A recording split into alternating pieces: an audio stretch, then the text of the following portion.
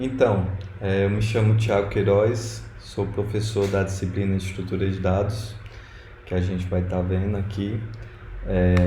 Aqui nós temos o programa da disciplina, onde a gente vai inicialmente estudar os tipos de dados, as estruturas de dados e os tipos abstratos de dados. Depois a gente vai estar estudando sobre as listas ligadas ou listas encadeadas e as listas duplamente encadeadas ou duplamente ligadas.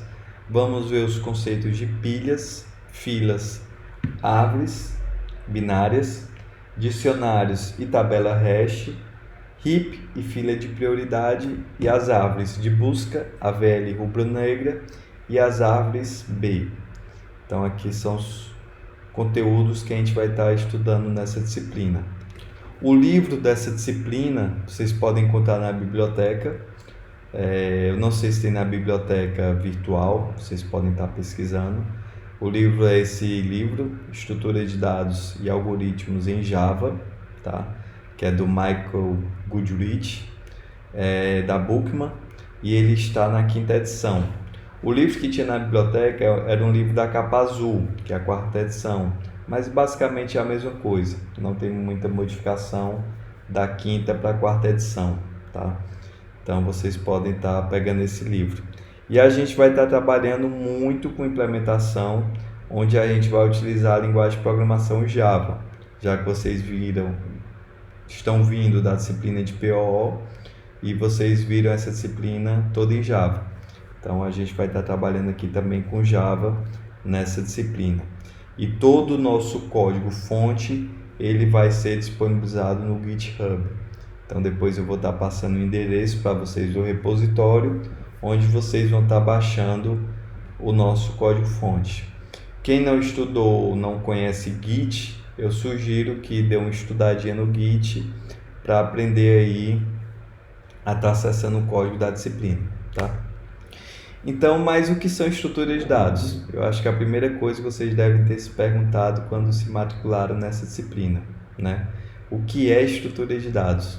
Estrutura de dados nada mais é do que uma matéria, uma disciplina que estuda como os dados devem ser armazenados e organizados no computador de modo que possam ser manipulados, utilizados de forma eficiente, tá? Então, suponha que você tem um quarto, seu quarto está todo bagunçado, você tem vários livros espalhados em diferentes caixas e você quer achar o livro de estrutura de dados, tá? Então, se seu quarto estiver todo bagunçado, então você vai ter que sair abrindo caixa a caixa onde tem livro em busca desse livro de estrutura de dados. Isso pode levar um certo tempo. Pode ser até mesmo, dependendo do tamanho da sua bagunça, que você nem mesmo encontre esse livro. Por outro lado, se seu quarto estiver organizado, a informação estiver organizada, tá? E seus livros estiverem todos organizados nas prateleiras ou nas caixas, então você sabe exatamente onde deve procurar para achar esse livro de estrutura de dados de forma rápida e eficiente. Então, o que é que eu estou querendo dizer com isso? É que não adianta o computador ter uma capacidade de armazenamento enorme, tá? Uma capacidade de processamento de informação enorme, se eu não organizar meus dados, armazenar de forma eficiente. Porque se eu não fizer isso, toda vida que eu for procurar esse dado, eu vou levar mais tempo do que o que deveria para estar acessando essa informação. Então, a estrutura de dados é basicamente a disciplina que estuda como os dados devem ser armazenados e organizados. Tudo isso visando a eficiência do meu acesso, a eficiência da manipulação dos meus dados. Então, as vantagens disso é organizar a informação de forma eficiente, de forma que a busca seja mais rápida. Com isso, eu tenho uma melhora no desempenho do meu programa, do meu computador, tá? Eu proporciono reuso de código, já que vocês estudaram muito isso em PO, então a gente vai ver que nas estruturas de dados a gente permite o reuso de código Isso, a gente tem um ganho de desempenho com isso também, né? A gente diminui o espaço em disco para armazenar certas informações. Eu proporciono a interoperabilidade, já que eu defino padrões onde os meus dados vão ser armazenados, e com isso eu diminuo meus custos operacionais. No caso do computador, o custo basicamente é de memória, manipulação de memória e tempo de processamento. Então, quando a gente fala de estrutura de dados, a gente vai sempre estar falando aqui, ao longo de todo o curso, de um dos tipos abstratos de dados, os famosos TADs. O que é um TAD? O TAD, ele especifica... Pô, coisa chata, cara. O TAD, ele especifica... deixa eu só fechar isso aqui. Essa notificação chata, né? O TAD especifica tudo o que precisa saber para um determinado tipo de dado. Então, ele não faz referência à maneira com a qual o tipo de dado é implementado. Então, ele especifica o que precisa saber para usar o tipo de dado, mas ele não diz como esse dado deve ser implementado. Então, quando eu falo isso, vocês que trabalharam com Java, acho que vocês já se lembram de interfaces. As interfaces especificam as operações, os métodos que se deve ter, mas ela não diz como deve ser implementada. Quem implementar aquela interface, sim, vai ter que dar uma implementação para aquela interface, tá? Então, com isso, eu divido os programas em duas partes. Eu tenho um programa usuário, que é a parte que utiliza meu tipo abstrato de dados, e eu tenho a implementação, que é a parte que implementa esse meu tipo abstrato de dados. Então, quando eu falar de TAD, vocês podem diretamente associar com as interfaces lá do Java. E aqui a gente tem as estruturas de dados básicas. A gente tem as filas. Quando eu falo em fila, o que é que vem à mente de vocês? Fila de banco, fila de supermercado ou uma fila de atendimento qualquer. Então a fila é exatamente isso. Ela mantém os objetos em sequência, onde o primeiro a entrar é o primeiro a sair. Quem chegar primeiro na minha fila vai ser atendido primeiro, né? Então é uma estrutura de dados do tipo FIFO, First In, First Out. Primeiro a entrar, primeiro a sair. Então sempre a pessoa entra no final da fila. Se você está numa fila de banco, supermercado, você entra no final da fila e você vai ser removido do início. Quem está no início da fila vai ser atendido primeiro. E a pergunta, onde isso é utilizado na computação, né? Tem vários exemplos de utilização de filas computacionalmente falando. Eu vou citar apenas um aqui. Supondo que você tenha uma empresa que tenha 20 computadores, tá? E você deseja imprimir trabalhos nessa sua empresa. Então, obviamente você não vai querer comprar 20 impressoras, uma para cada computador. Então você vai comprar uma única impressora, você vai instalar essa impressora e você vai compartilhar essa impressora na rede, não é isso? Então, quando você compartilha essa impressora na rede, quem mandar imprimir um trabalho primeiro, o computador que mandar imprimir um trabalho primeiro, vai ser o primeiro computador que vai ser atendido. Então, os outros trabalhos que chegam para impressão, eles vão ser adicionados à minha fila de impressão e vão ser impressos em sequência. Então, por mais que o primeiro trabalho, sei lá, tenha 500 páginas, enquanto os outros trabalhos seguintes só tem uma página, 2 páginas, 3 páginas, mas o primeiro a entrar vai ser o primeiro a sair. Então, no caso, o segundo trabalho vai ter que esperar esse primeiro trabalho, que tinha 100 páginas, ser impresso, para ele poder ser atendido, tá? Da mesma forma, quando você vai no caixa de um banco, se o cara que está na sua frente na fila ele tiver 20 boletos para pagar naquele caixa, ele vai demorar muito tempo. Por mais que vocês tenham um único boleto para pagar ou só queira tirar o saldo da sua conta, você vai ter que esperar ele realizar todas as operações que ele deseja. Tá? Então esse é um exemplo onde eu utilizo fila. Pilha.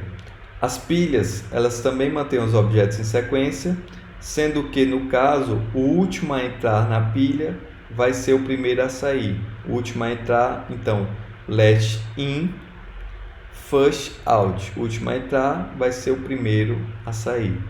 Então a inserção sempre ocorre no topo e a remoção no topo. Um exemplo de pilha, quando eu falo de pilha, você pode logo lembrar de uma pilha de prato. Então, por exemplo, se eu estou lavando os pratos, eu boto aqui meu primeiro prato que eu lavei na minha mesa, supondo que aqui eu tenho a mesa. Quando eu lavar um outro prato, eu coloco aqui em sequência, em cima. Lavei um terceiro prato, eu coloco aqui em cima. Lavei um quarto prato, coloquei aqui em cima. Então, sempre estou inserindo no topo, tá? Eu insiro no topo, porque para mim é mais cômodo, é mais fácil. E quando eu for remover esses pratos para secar, eu sempre vou tirar também de cima para baixo. Então, vou remover do topo, tá? Então, a remoção ocorre também no topo da minha pilha. Então, removo aqui o meu primeiro prato. Depois que eu remover esse prato, eu posso remover o prato que está abaixo dele. Depois que eu remover esse prato que está abaixo dele, eu posso remover o próximo e assim sucessivamente. Então, no caso, o último a entrar, que é o last in, tá? Last in, o último a entrar, vai ser o primeiro a sair, vai ser o first out, tá? Então, last in, first out. Então, essa é uma estrutura de dados do tipo pilha. Da mesma forma, eu poderia ter uma pilha de, uma pilha de pratos, uma pilha de livros, né? Onde eu estou armazenando aqui meus livros em sequência. Tá? Então, da mesma forma, eu vou empilhando meus livros e vou desempilhando. Aí a pergunta, onde isso é usado na computação? Vamos supor que você tem um programa em Java e você tem aqui o seu método main. Então, o seu método main, quando ele começa a executar, ele executa aqui a instrução 1, então está aqui instrução 1, instrução 2. Depois disso, ele chama o método B, método A. Quando ele chamar o método A, por mais que ele aqui tenha a instrução 3 e a 4 para ser executada em sequência, o que ele vai fazer? Ele vai logo empilhar esse método A. Então ele vai chamar aqui meu método A, ok? E ele vai passar a executar meu método A. Supondo que meu método A tenha aqui a instrução 1 também, tem a instrução 2 e depois chame o método B, por mais que aqui depois ele tenha a instrução 3 para ser executada, então ele vai empilhar aqui, ele vai encerrar a execução do método A e passa o controle da execução para o meu método B. Então executa aqui meu método B, tá? Então faço tudo que meu método B tem para fazer, ele está no topo da minha pilha de execução do meu programa. Depois que eu encerro, eu volto o controle para o meu método A, onde meu método A ele tinha parado aqui na chamada para o método B, então ele executa a instrução 3, depois que ele encerra a execução da instrução 3, ele volta o controle para o meu método main, que foi o método que o chamou. Meu método chamou aqui o método A, depois ele executa a instrução 3, instrução 4, e encerra a execução do meu programa. Então, todo programa em execução, na minha memória, que tenha métodos ou funções, ele trabalha com o que a gente chama de pilha de execução, onde ele vai empilhando e desempilhando a chamada a métodos, tá? Ou funções. Um outro exemplo, suponha que você tem aqui um browser, seu navegador, no seu computador. Seu navegador aqui ele tem uma barra de endereço, onde você coloca o endereço que você deseja navegar, e ele tem aqui um botão voltar e tem um botão ir para acessar a página que você deseja. Aí você acessou lá seu computador, entrou primeiro no site de notícias, você entrou no uol.com.br, leu as notícias, depois você leu as notícias, você acessou aqui o site do ifce.edu.br, digitou lá ifce.edu.br, colocou para ir, acessou o site do ifce.edu.br, aí depois disso você vai estudar alguma disciplina. Aí supondo que você acessou aqui o Google e foi fazer alguma pesquisa sobre estrutura de dados. Então isso aqui eu estou fazendo essa sequência, essa aqui foi a sequência que eu fiz de chamadas de URLs no meu navegador. No momento que eu clicar em voltar, se eu estava aqui na página do Google, eu vou acessar quem? Eu vou acessar agora a página do ifce.edu.br. Se eu clicar em voltar novamente, eu vou acessar a página do uol.com.br. Então aqui também é um exemplo de pilha. Eu vou empilhando aqui os sites que eu estou acessando, tá? Colocando um acima do outro. Quando eu clico voltar, eu vou voltando aqui desempilhando os sites que eu acessei por último, tá? Então aqui é um outro exemplo onde eu posso utilizar pilha em computação. Tem vários outros exemplos, tá? Eu vou ficar só nesses por enquanto. E a última estrutura de dados básica, que a gente costuma dizer, é a lista, que a lista também mantém objetos em sequência. No entanto, eu posso manipular elementos em qualquer posição. Então, supondo que eu tenha aqui uma lista, por exemplo, a lista de chamada de vocês, tá? Então, eu tenho aqui, vamos supor, eu tenho aqui a Aline, eu tenho aqui o Bruno, eu tenho aqui o Carlos e eu tenho aqui o João, tá? Então, se eu for matricular um novo aluno, por exemplo, Francisco, eu quero que essa minha lista continue em ordem alfabética. Então, Francisco, ele vai ficar aqui depois do Carlos e antes do João, já que eu quero que seja em ordem alfabética. Então, eu insiro o Francisco exatamente no meio da minha lista, tá? Nem insiro no início e nem insiro no final, insiro exatamente no meio. Já que caso eu queira adicionar o Tiago, por exemplo, o Tiago eu já iria adicionar aqui no final da minha lista, ok?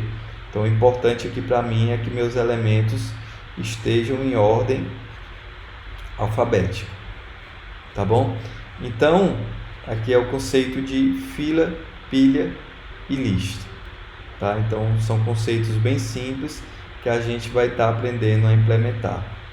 Então, supondo que minha fila eu implemente utilizando um vetor. Então, o vetor no Java, aqui eu começo a contar a partir do índice 0. Então, esse vetor aqui tem 5 elementos, onde o primeiro é o índice 0, o último é o elemento de índice 4. Então, caso eu esteja implementando uma fila, a inserção ocorre no final. Então, caso eu queira adicionar o 10, então 10 deveria ser inserido no final da minha fila, seria no índice 4. Como não tem ninguém na minha fila, eu vou andando para frente até ser adicionado aqui em uma posição válida. Então, adicionei o 10 aqui no final da minha fila, tá? Caso eu adicione mais um elemento 12, ele vai ficar aqui no final, depois do 10. O 14 ficaria posterior, o 20 depois, e caso eu adicione o 22, ele seria o último elemento da minha fila. Se eu tentar adicionar mais um elemento, o 25, obviamente, minha fila não suporta, já que eu tenho um vetor aqui de 5 posições apenas. Então, no momento que o 10 for atendido, o que acontece? O elemento aqui que estava na posição no índice 1, no caso é o 12, ele avança ele dá um passo para frente. Igual no supermercado, no momento que alguém vai para o caixa ser atendido, quem está na fila dá um passo para frente. Então, 12, ele é deslocado uma posição aqui à esquerda. Então, 12, ele vem para cá. O 14, que estava no índice 2, ele passa a ocupar o índice 1. 14 vem para cá. O 20 que estava no índice 3 passa a ocupar o índice 2, tá? Então o 20 ele dá um passo para frente também. E o 22 que estava no índice 4 passa a ocupar aqui o índice 3. Então ele também vai dar um passo à frente, tá? E por fim aqui, esse cara aqui fica com nenhum valor válido. Eu vou dizer aqui que esse cara contém um valor nulo, tá? Não contém nenhum valor válido, certo? Então a fila sempre vai ter esse formato. Caso eu queira inserir um novo elemento, inserir o 25, agora tem espaço, então o 25 seria adicionado aqui depois do 3, ok? Então aqui seria a estrutura da minha fila. Caso o 12 saia da fila, então todo mundo iria avançar uma posição à frente, tá? Então o 14 viria para o índice 0, o 20 para o índice 1, o 22 para o índice 2 e o 25 para o índice 3, ok? Então a fila sempre vai se comportar dessa forma. Já a pilha, como é que ficaria na pilha? A pilha é a estrutura de dados do tipo LIFO, né? A inserção no topo e a remoção no topo. Se eu considerar que o topo é o primeiro índice do meu vetor, então se eu quiser inserir aqui, por exemplo, o 10 ele vai ficar nessa posição. Caso eu queira inserir agora o 8, então o que acontece? O 8 tem que ser inserido no topo. Então o 10 ele vai ser deslocado uma posição à direita. Então 10 viria para o índice 1 e o 8 seria adicionado aqui no índice 0. Caso eu queira adicionar mais um elemento, por exemplo, o 5, então o 10 ele vai ter que ser deslocado uma posição à direita, aqui do meu vetor. O 8 viria para cá, para que eu possa adicionar o 5. Então toda vida que eu estiver adicionando um elemento, eu vou estar deslocando todos os meus elementos uma posição à direita. No momento que eu quiser remover o 5 da minha pilha, eu vou ter o movimento oposto. O 5 sai da minha pilha, então os elementos que estão posteriores ao 5, eles vão fazer o deslocamento de uma posição à esquerda, tá? Então o 8 viria a ocupar aqui o índice 0 e o 10 que estava no índice 1, no índice 2 passa a ocupar o índice 1, tá? Então seria dessa forma, ok? Então esse é o funcionamento da minha pilha. Já na minha lista, supondo que eu tenho aqui meus elementos em ordem alfabética, então vamos supor que eu tenho aqui A, C, D e por fim aqui o F. E eu quero adicionar o B na minha lista. Então o B, para ficar ordenado, ele não poderia ficar no início, nem poderia ficar no final. O B teria que ser adicionado exatamente aqui no meu índice 1, tá? Então, para fazer isso, eu vou deslocar todos os elementos a partir do índice 1 em diante, uma posição à direita. Então, o F vem para a última posição, para o índice 4, o D vem para o índice 3, e por fim o C vem para o índice 2, para que o índice 1 seja liberado para eu adicionar o elemento de número valor B, tá? Então, também é bem simples o conceito, né? O conceito aqui também é bem simples, ok? Caso, por exemplo, o C saia da minha lista, todos os índices que estão na posição dele e posterior são deslocados uma posição à esquerda. Então, C saindo da minha lista, então o D ele vem para o índice 2 e o F ele vem para o índice 3, aqui no caso. E aqui eu passo a ter o valor nulo. O detalhe, pessoal, é que quando eu estou implementando qualquer uma dessas estruturas de dados, eu não posso ter valores null entre meus elementos válidos, tá? Eu sempre coloco meus elementos válidos de forma compacta, sem elementos com valores null entre eles. Então não poderia ter F null e depois aqui um G. em uma outra posição do meu vetor, tá? Então eu não posso ter esse tipo de comportamento, ok? Então o conceito é bem simples. A partir das próximas aulas a gente vai começar a implementar essas estruturas de dados e a gente vai notar que tem várias nuances em relação à implementação, ok? Aqui um exemplo de lista com arranjo, uma lista com vetor. Suponha que você deseja armazenar o ranking das 10 maiores pontuações para um jogo.